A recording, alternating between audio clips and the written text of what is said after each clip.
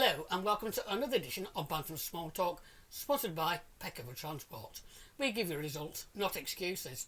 Today I'm delighted to be joined by the former Bradford City legend, the one and the only. He used to work at the Co-op, James Hanson. Oh my God. How you doing, buddy? I'm alright, mate. How are you? Yep. So first of all, James, as he just signed for Bradford Park Avenue, are you looking forward to a new challenge? How did that come about? What made you want to play for him? Yeah, really looking forward to it. So officially retired in January. Yep. For me, it felt like the right time. I'd injured my knee, which I talked about. Needed a little bit of time with my family because work's up. Yeah, it was an hour away, so yep. A lot of time I'd spent away from my kids. I just felt it was the right thing to do at the time. You know, I wanted to heal my knee, spend time with kids. I did that. As soon as, yep. to be honest with you, as soon as I retired, 2 days later I was getting phone calls from local sides wanting me to play. It wasn't the right time for me. You know, I said, listen, I want to spend time with kids, see where my head's at in 2-3 months. And Park Avenue kept ringing me. And it just felt, I spoke to Mrs. first and foremost and said, listen, what do you feel about me coming back out and playing local?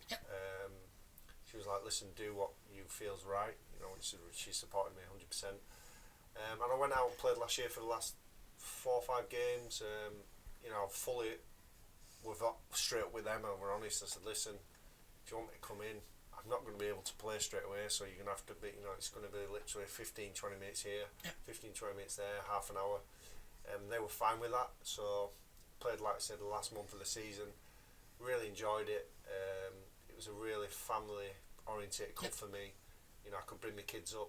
They was on the bouncy castle. They were, they just had fun, and it was like, obviously, I felt like obviously I was playing, but still spending time with them. So when they asked me to re-sign next year, it was a pretty easy decision, to be honest. I knew my body could take it as long as, I didn't get obviously a lot of injuries, massive injuries, but the main thing for me was thinking, are my kids all right? It's 15 minutes from my house, so I was like, you know what, I can play again this year. But like I spoke to Simon Parker, the TNA, I said, listen, when I did the interview, I said, my job now comes first because I've passed my HGV driving, so I'm doing driving now. So we're honest with Park Avenue. I said, listen, if you want me to re-sign, I don't want to take a contract off you because I don't feel it's right, because I'm not going to be there all the time. Work prioritise. So I'll do as pay as you play, and when I can make it, I'll be there. But when I can't, it works first. So we've sort of agreed on that, and so far so good. Pre-season's gone okay. Like I said, midweek I've missed a lot of time with the boys because work comes first, and looking forward to the season. I will be able to make majority of the Saturdays there, so that's the main thing, and ticking myself over when I can and staying as fit as I can. Yeah, well, obviously I wish you the best of luck because they're both two Bradford teams. Yeah. So what advice would you perhaps give to your younger self, if you could give a message to you as a younger kid now with a video message or anything like that? For me, never give up. I come late into the game, so I went down the unorthodox route. I didn't go through the youth team, get my chance. I went in men's football at 16. I played 100 and odd games for Eccleston United. Then the next step, I went 2 leagues higher, played for Guiseley. So I went a different route to what players would go down. So all I'll say is if you're not in the academy, or don't think your career's over, because go and do it in the men's football, and then earn that trial, earn that chance of getting to play in the men's game, the professional game, and that's what I did, and that's my advice that I'd give to anyone else. Yeah, and that's really brilliant. Obviously, we all know that you worked at the Co-op. What made you want to leave the Co-op and get into football and ultimately join the Bantams, Bradford City? Well, it was easy to leave the Co-op when you got a contract there offered for Bradford City.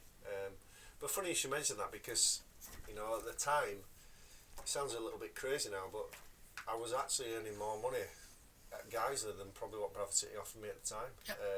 Guiseley offered me decent money. I was scoring a lot of goals for them, so I was quite well paid there. Obviously added to the Co-op job, and I was doing college stuff, so I was still working to what I wanted to do. Really, I didn't really know what I wanted to do, but when the opportunity come to sign for Bradford, stupidly I did ring my dad and was like, oh, what do you think about this? You know, because I'm going to be on less money.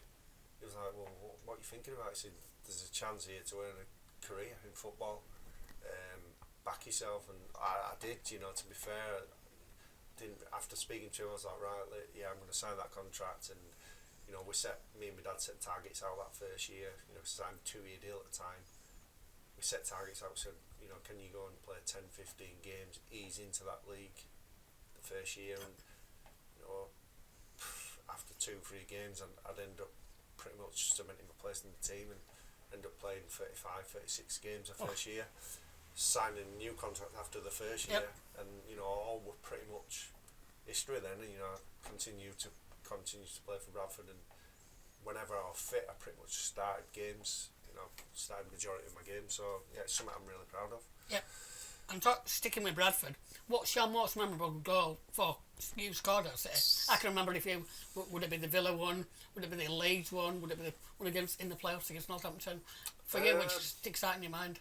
It's got to be Aston Villa, because you know, for a League Two side to be competing in a major cup final, you know, major cup tournament, and getting to them later stages of the rounds, it's unheard of. You know, I don't think again in the next 15-20 years you're going to see a League Two side competing at that high end of the tournament. So yeah, it's got to be that. But I've also got to mention the opening goal at Wembley. Well, yeah. It's every kid's dream, you know. Like I'm a hometown lad, I'm a Bradford lad, so to go out and represent my team, my obviously my city, and play for him and score that opening goal to get us on the way to a 3-0 win was a surreal moment. Yep, I'll always remember that. I was shaking, I was jumping up and down. So apart from that game, are there any other games that stick in your mind, even if it's not for City?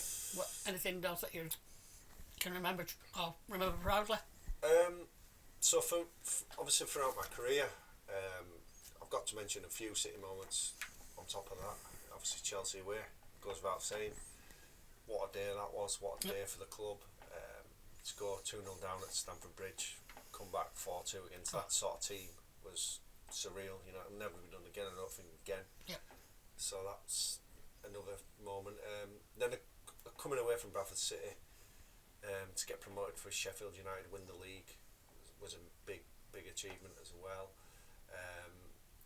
Grimsby Town, that was a low for me, getting relegated. So you know, you got to say the lows as well as the highs.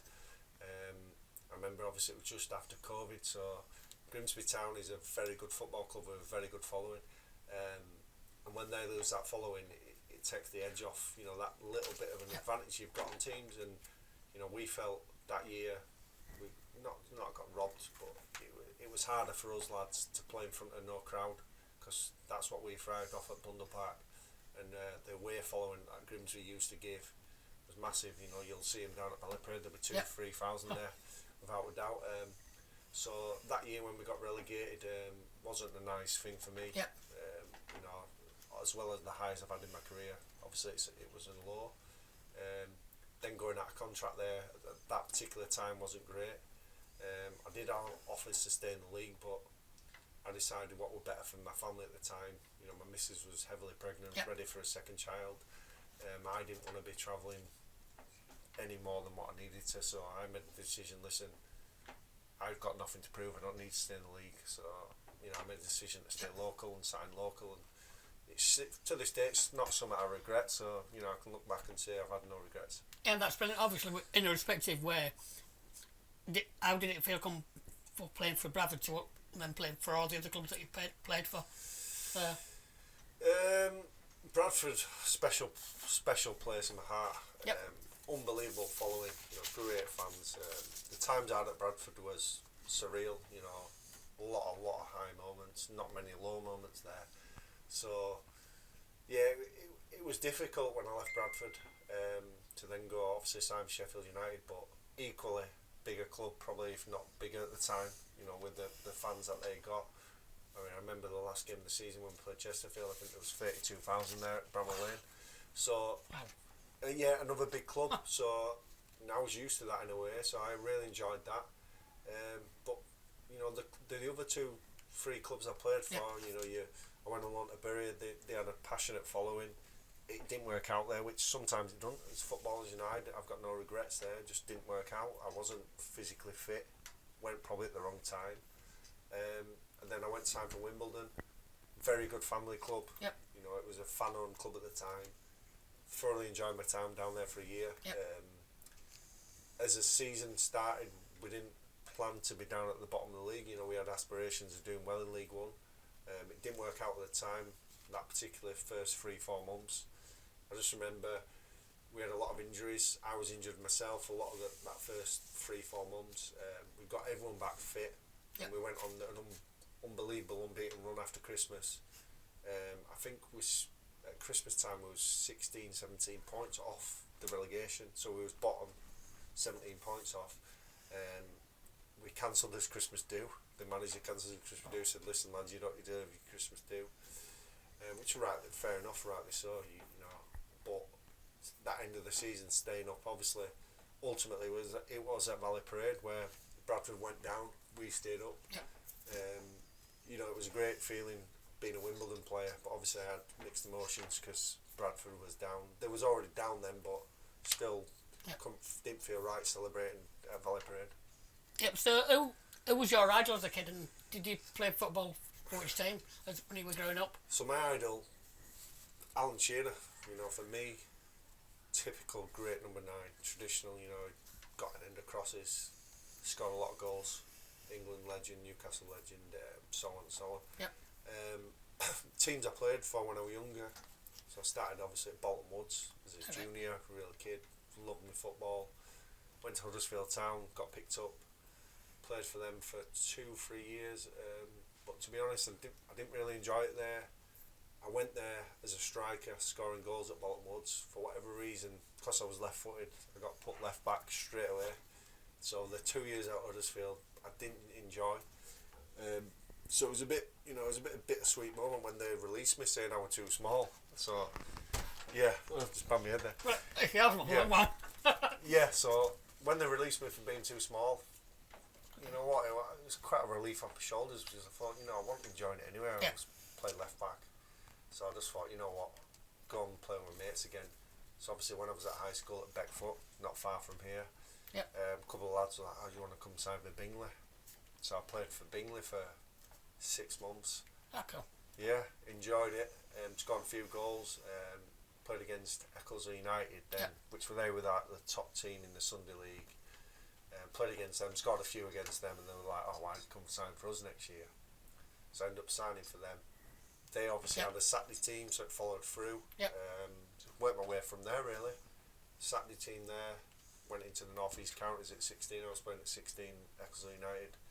Like I said, scored a few goals, and then luckily got picked up in the West Riding County Cup for Guiseley.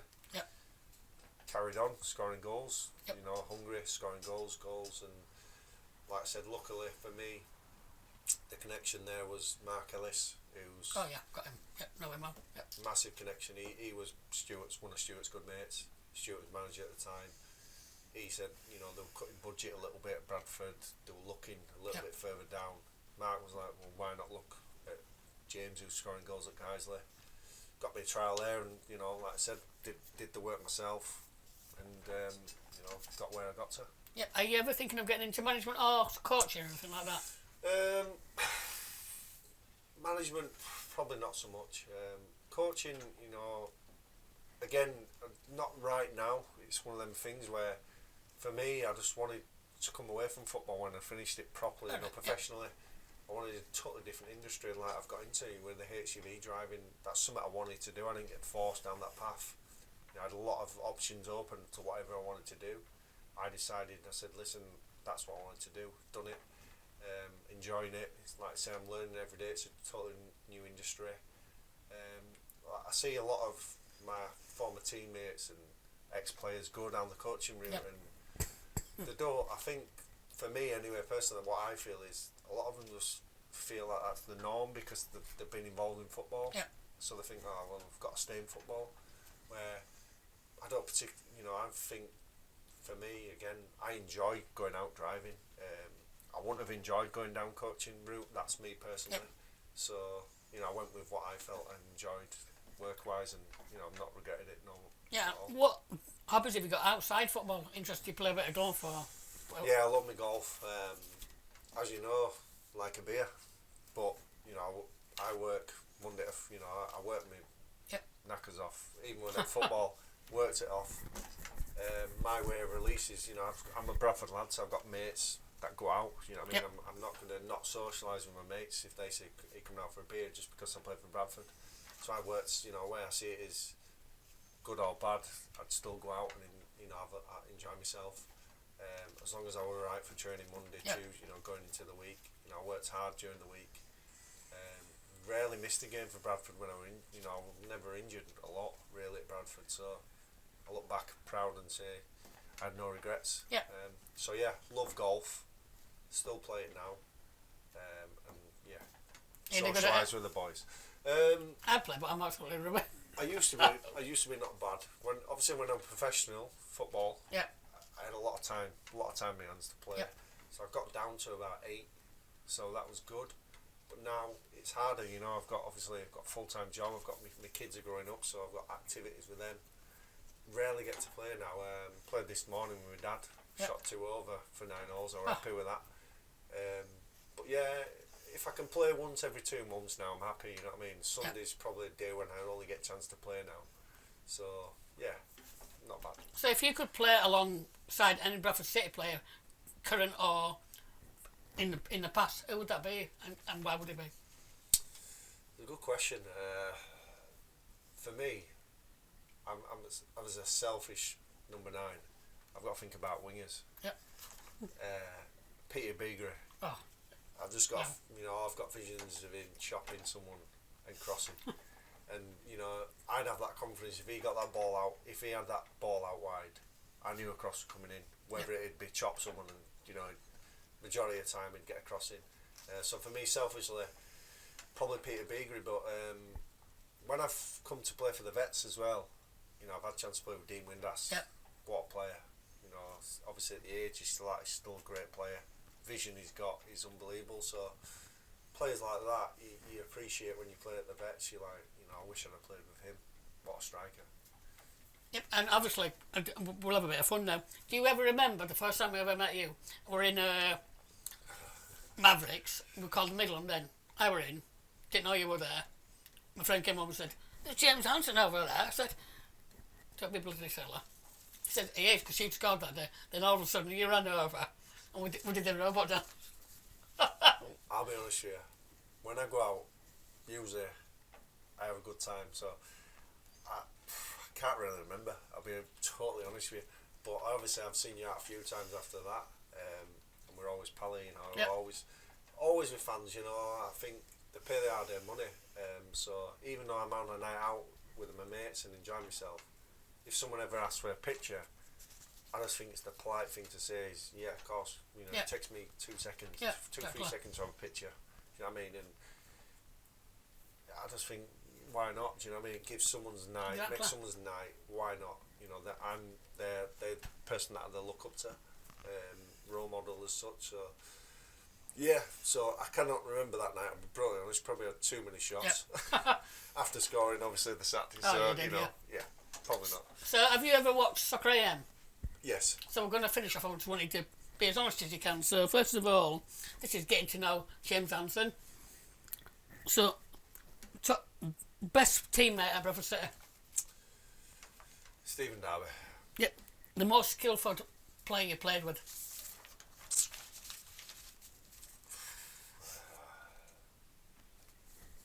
Skillful.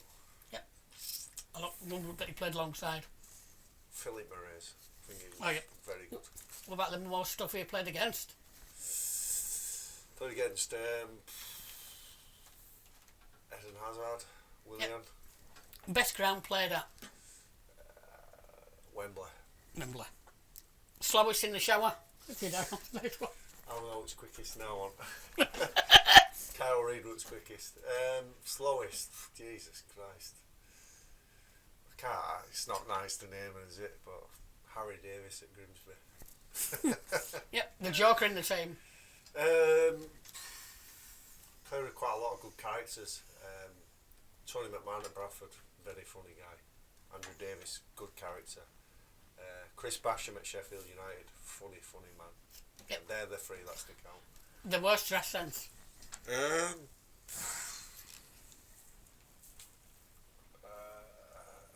Rory McCardle, horrendous stuff sometimes. He used to wear these basketball shorts. No matter if it was December, January, freezing cold, he'd rock up in these comfortable basketball shorts. He'll tell you now, you know, he's what a guy. Yeah, go on then. The worst taste in music? Worst taste in music? Stephen Darby. Stephen. Yep. Terrible music, but what a guy. He'd dance to Total it. legend, He'd dance to it when he's on now. Yep. Messi or Ronaldo? Ronaldo for me. Yep. Ant or Deck? Saturday night takeaway? Yeah. Deck. Deck. Your signature dish, can you cook?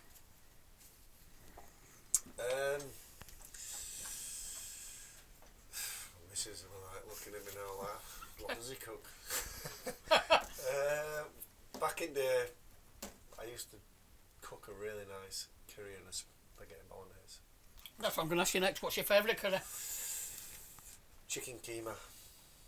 Yeah. And what's your karaoke song?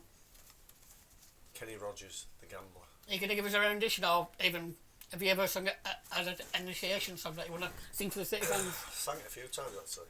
Obviously I never had to sing it at Bradford because I was there for 9-10 years, so I used to be always the guy that going, come on lads, what's your song? Every pre-season. So for me, when I signed for somewhere else, it was new to me, do you know what I mean? So if you want, do you know the song? Go for it. Do you want to sing with me? I don't think I know it, but I'll let you have a go. On a warm summer's evening, on a train bound for nowhere, I met up with the gambler.